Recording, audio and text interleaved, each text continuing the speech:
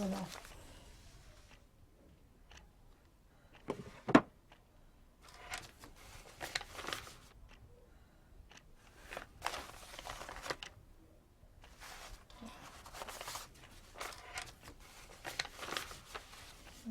Tiens. J'ai découvert ça. Voilà. Voilà.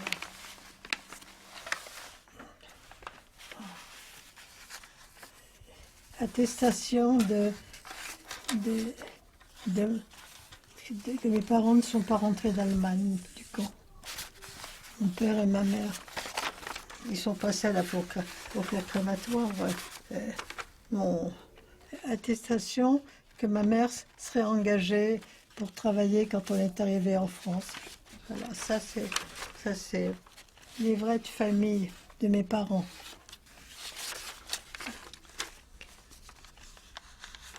Ça c'est un papier. C'est un papier tout simple et c'est marqué carte d'identité en polonais.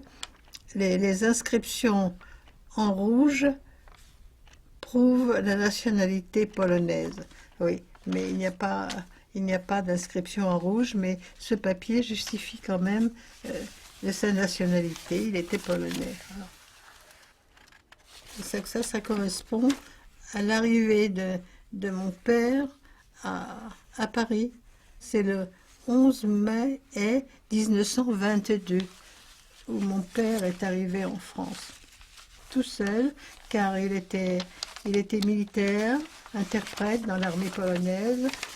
Et puis il y a eu un conflit, il y a eu quelque chose. Bref, il a été obligé de s'enfuir avec un ou deux compatriotes non juifs. Et ils sont arrivés donc dans un hôtel Borgne, impasse Pitigneux. Tous ces papiers sont pliés. Prend du temps à lire tout ça. Et ça correspond à ma mère. Mais ça date du 30 1924. C'est l'année à laquelle on est venu. Tous les autres papiers contenus dans cette enveloppe, c'est leur possibilité de travailler, de vivre et d'avoir des enfants en France.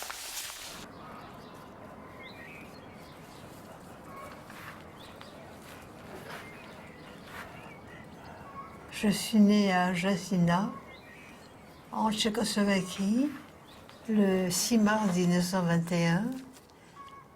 Mon nom est Hanna Oppenwaldorn. Mais rue des Rosiers, on s'est fait appeler Waldorn tout court, parce que pauvre comme on était, Oppenwaldorn, ça faisait un peu prétentieux.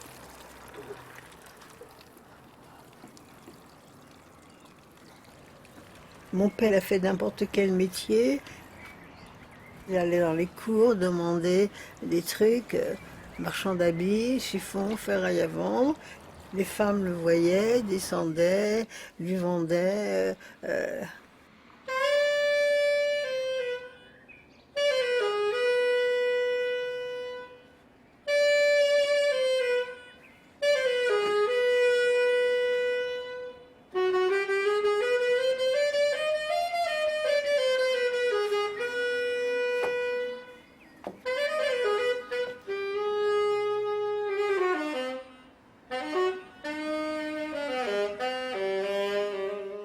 Ma mère s'arrangeait pour que j'étudie. J'étudie, donc j'étudiais, je voulais arriver à quelque chose.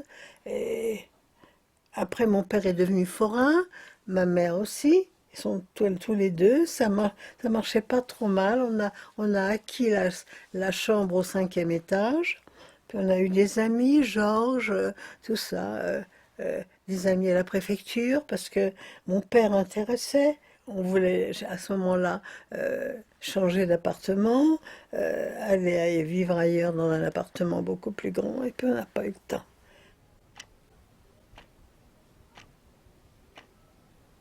Sachant que les Allemands allaient rentrer à Paris, nous avions de la marchandise Et Georges nous a trouvé une grande charrette qu'on utilisait dans les halles. Et nous sommes partis de la rue des Rosiers jusqu'à, je crois, Suresnes plutôt, mon père et moi. Et puis, il s'est mis à tomber une pluie, mais une pluie noire, mais noire comme de l'encre. On a su après que ce jour-là, juste avant l'entrée des Allemands à Paris, les Français avaient fait sauter les usines à gaz. Et puis c'était là que tout a été fait recenser. Il y a des étiquettes de juifs par-ci par-là. On ne peut pas monter dans le métro que le dernier wagon. On ne peut pas rentrer dans les cafés. On ne peut pas. Bon, malgré tout, on se réunissait. Là, les jeunes trouvaient des caves, trouvaient des endroits, des cafés, même qui n'étaient pas juifs, où on pouvait danser, où on pouvait se retrouver. Je ne peux pas dire qu'à cette époque-là, à part certaines restrictions, comme être obligé d'être rentré à 8 heures, comme le recensement, comme d'aller au dernier wagon, bon, ben, des réflexions. C'était, ça passait à côté, fallait s'y habituer et fallait passer par là. Donc on cherchait le moyen de, de vivre quand même.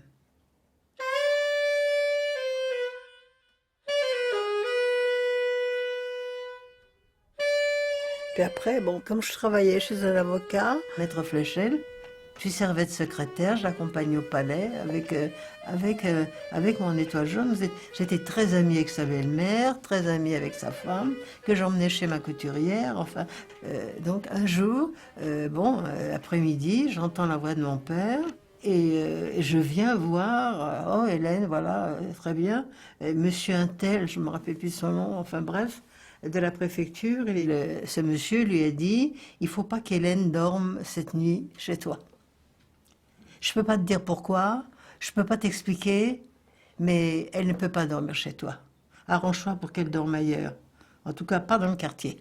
Et c'est la belle-mère d'ailleurs qui est arrivée, et écoutez, comme ça, elle a dit Hélène, elle restait là. Elle couche là et on verra. Donc mon père est reparti, tranquillisé, et puis il est allé trouver Georges, et il lui a dit voilà, je ne sais pas pourquoi, monsieur Untel m'a dit de venir, je suis venue, il m'a dit il ne faut pas qu'Hélène dorme là. Donc elle dort chez Maître Flachel. Je ne me souviens plus de l'adresse, mais je sais que c'était à la gare de Lyon. D'ailleurs, je ne l'ai jamais retrouvé, Maître Flachel. Il a été arrêté parce qu'il était communiste. Donc, Georges est au courant que je suis là et il vient le lendemain pour m'annoncer ce qui s'était passé. La rafle du 16 juillet 42. Bon, ben, je reste là. Et il y a eu bien sûr le Veldiv. Mon père a été emmené.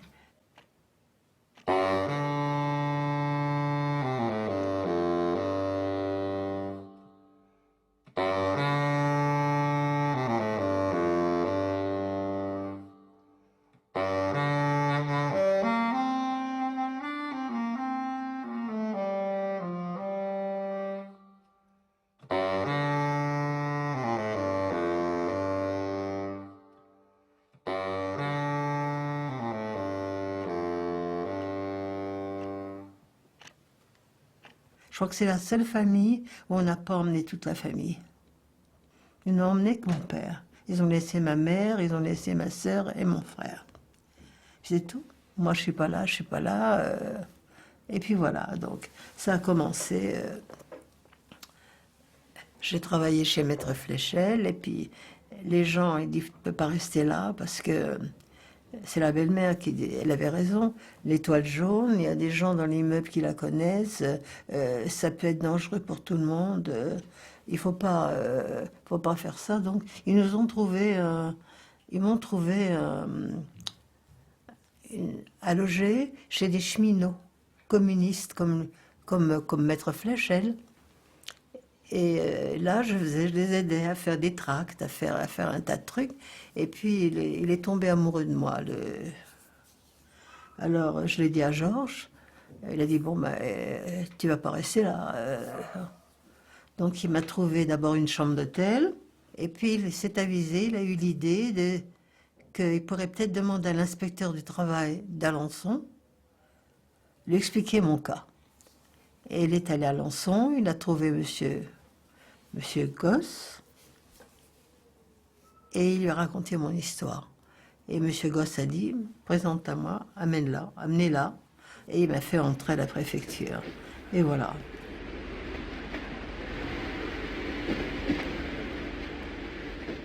J'entrais dans la résistance pour me sauver la vie, parce que ça s'est enchaîné comme ça. Donc je le faisais avec plaisir, parce que je le faisais pour le pays qui nous avait sauvés, qui nous avait permis de vivre, à nous les émigrants. Mais sans savoir exactement ce que je faisais, tout en sachant quand même que je risquais ma vie, mais pas à ce point. Pas à ce point. On me demande comme travail, étant donné que mon allemand allait servir, de glaner des renseignements et de les répéter, bon, sans qu'on me donne d'explications. Je ne demandais pas d'explications. Il fallait le faire, je le faisais. Et j'avais compris. Et bon, ben alors on me dit d'aller à la brasserie. Et puis surtout, d'être bien avec les Allemands.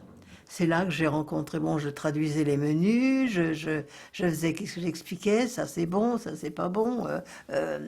Je me faisais bien voir, quoi. Enfin, j'étais quand même une fille pas trop mal, et je plaisais aux hommes, donc c'était avantageux pour moi, et j'arrivais à faire quand même, j'avais les atouts en main pour pouvoir arriver à quelque chose. Puis c'est là que j'ai fait la connaissance de ce médecin allemand, avec qui d'ailleurs j'étais très bien. Enfin, je ne veux pas lui trouver d'excuses, je ne veux pas rien lui trouver, mais cet homme était un soldat, un homme, un médecin. Et il luttait pour son pays. Parce que il ne s'est jamais comporté par exemple, comme la chef de la Gestapo ou d'autres soldats, des militaires, des officiers qui venaient là, qui chahutaient les filles, qui étaient même un peu vulgaires, un peu grossiers. Il nous traitait vraiment en occupant, alors que lui n'aurait jamais fait ça. Cet homme-là, lui, jamais, au contraire. Bon, on était devenus amis, si on peut dire, des relations, et on finissait par manger ensemble, on finissait par boire un verre ensemble, et ça m'arrangeait parce que j'en apprenais des choses. Non, puis il y avait d'autres personnes, donc ils parlaient entre eux, et puis ils s'occupaient pas si j'écoutais pas, c'était entre eux tiens, ils avaient appris quelque chose qu'il fallait qu'ils fassent le lendemain ou le surlendemain, et puis bon, ben on le disait devant moi, et ma foi, je répétais tout sans savoir ce qui avait le plus d'intérêt, mais je le faisais, et ma foi, ça a servi. Alors, je sous-signais Guy Dupont, contrôleur du travail, conseiller municipal à Winap, Orne, où je suis domicilié. Ancien membre de l'OCM, certifie sur l'honneur avoir parfaitement connu Madame Hélène Gomez, née Oppenwaldorn, pseudo Hélène Guérin, domicilié 24 rue du Pont-Neuf, Paris 1er. Madame Gomez était secrétaire sténodactylo du service. Sous un faux nom, Madame Gomez s'est faite spontanément complice de ma mission qui consistait à freiner au maximum le départ des requis en Allemagne, particulièrement les jeunes des classes 40, 41 et 42, à leur permettre par de vrais faux papiers de rester dans leur ferme pour assurer les travaux de moisson, à grouper et transmettre à mes chefs OCM et NAP tout renseignement de tous ordres que je pourrais me procurer, notamment sur les chantiers allemands de Lorient, Brest, Cherbourg, Dieppe. Madame Gomez n'a jamais hésité à prendre les risques inhérents à ce genre de travail. Sa connaissance de la langue allemande m'a évidemment rendu de grands services. Le service du travail obligatoire consistait à faire partir des travailleurs en Allemagne. Voilà.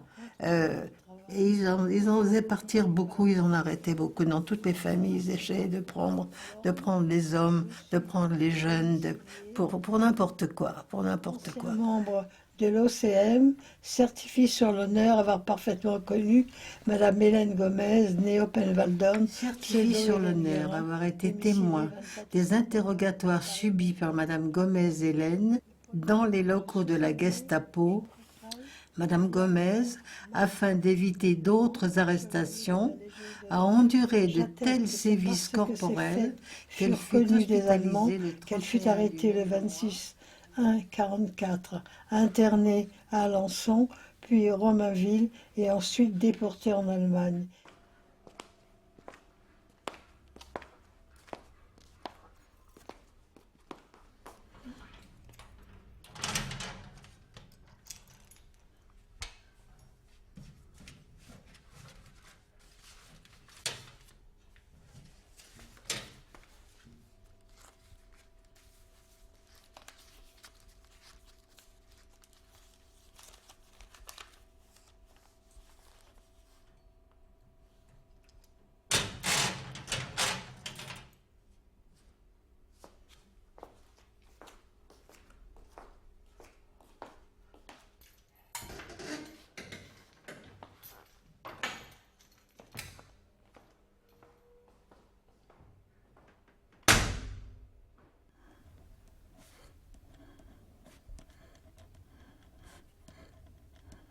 Heureux anniversaire, mon fils. Maman, à chacune de mes signatures, je me souviens avec émotion de toutes celles que j'ai imitées, sauvant ainsi des vies lorsque j'étais au STO. Je t'embrasse. J'ai ouvert le STO avec un directeur qui était un collaborateur. Et l'inspecteur du travail qui m'avait permis de travailler à Alençon, il m'a dit, fais du rentre-dedans un peu au directeur, mets-toi bien avec lui. Tire de lui tout ce que tu peux.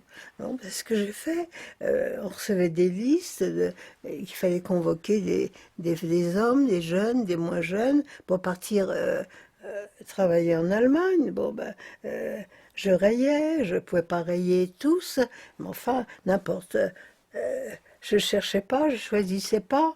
Si ceux que je savais, dont je connaissais la famille, là je cherchais le nom et j'arrivais à rayer. Donc et j'ai quand même pu sauver.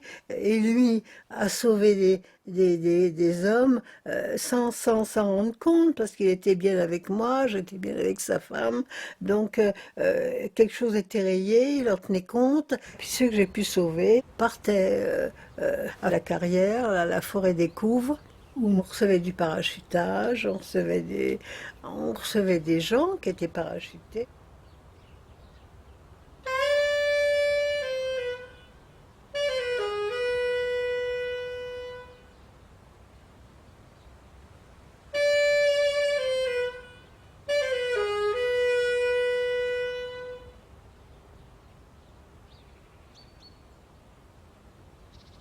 Un jour, oui, en octobre, non, non, au mois d'août, le 23 août 43. Oui.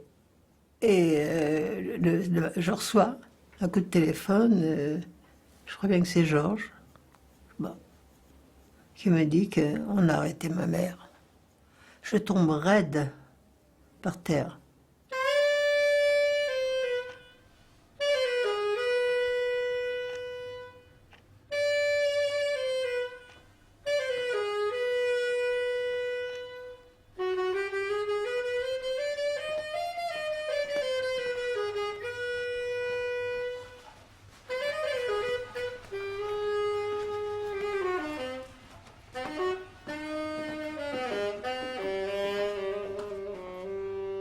J'ai dû rester une quinzaine de jours dans le coma. C'est Madame Rondeau qui m'a gardée chez elle.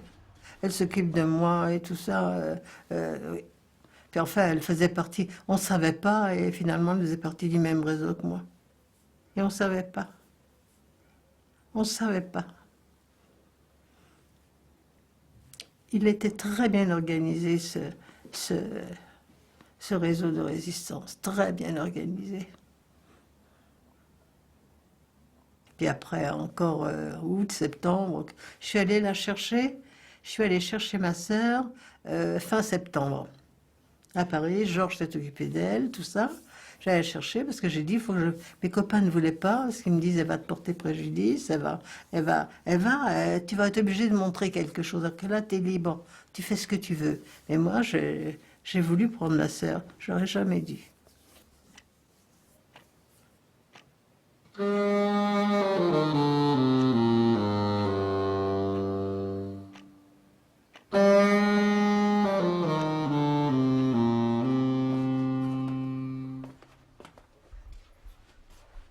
Le 26 janvier 1944, Fromuller et Hildebrand, on les connaissait d'ailleurs à Alençon, c'est les deux agents principaux de la Gestapo, rentrent carrément dans le bureau et disent qui c'est la biquette? Alors on n'était que deux femmes, donc Rondeau et puis moi. On dit rien. Rondeau, c'est toi la biquette? Bon alors c'est toi. Bon, allez. On monte dans ta chambre.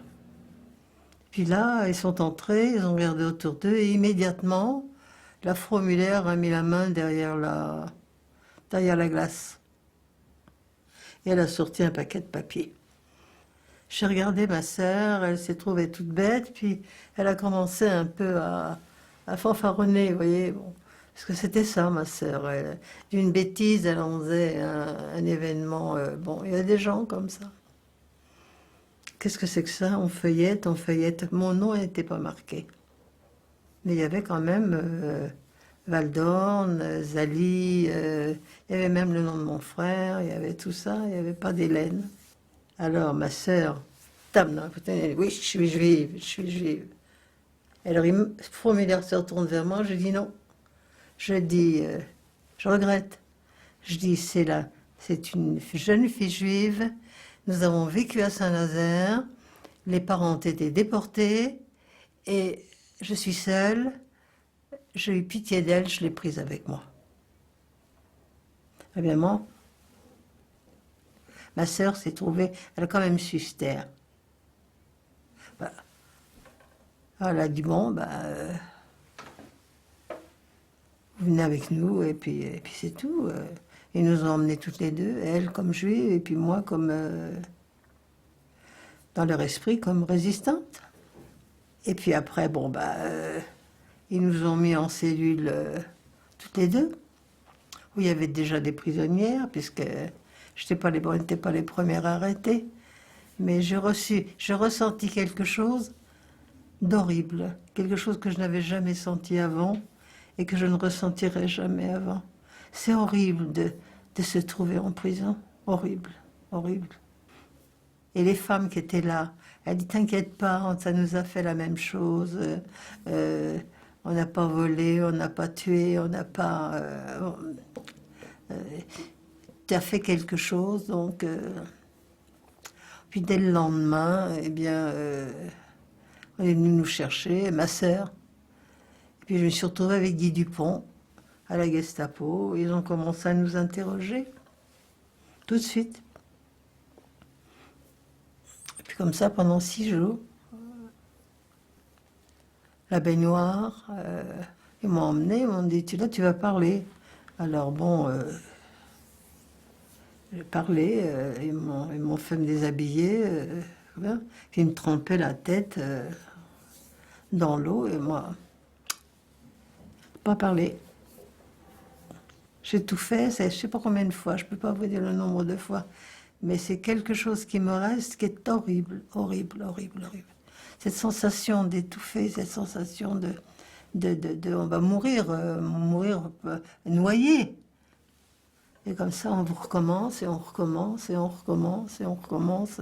Et moi, têtue, je ne parlerai pas. Puis je n'ai pas parlé. Puis après, c'est après qu'ils m'ont... Alors après, ils m'ont arraché mes deux petits ongles, là, des orteils, les deux petits.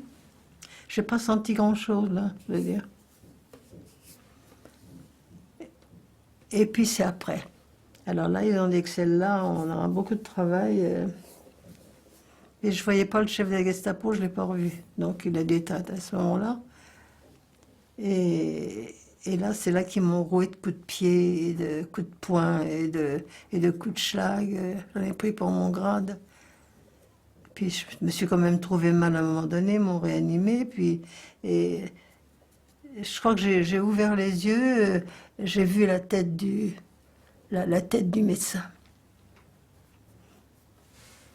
Et il a dit, allez, hop, allez, je l'emmène et je vous la ramènerai. Ils ont dû être tellement surpris, tellement... Ou alors il avait une influence, je n'ai pas cherché à comprendre. Hein. Toujours est-il qu'il m'a emmené. Puis je suis restée un mois à l'hôpital.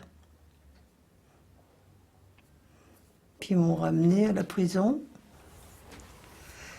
7 mois de prison, 7 mois.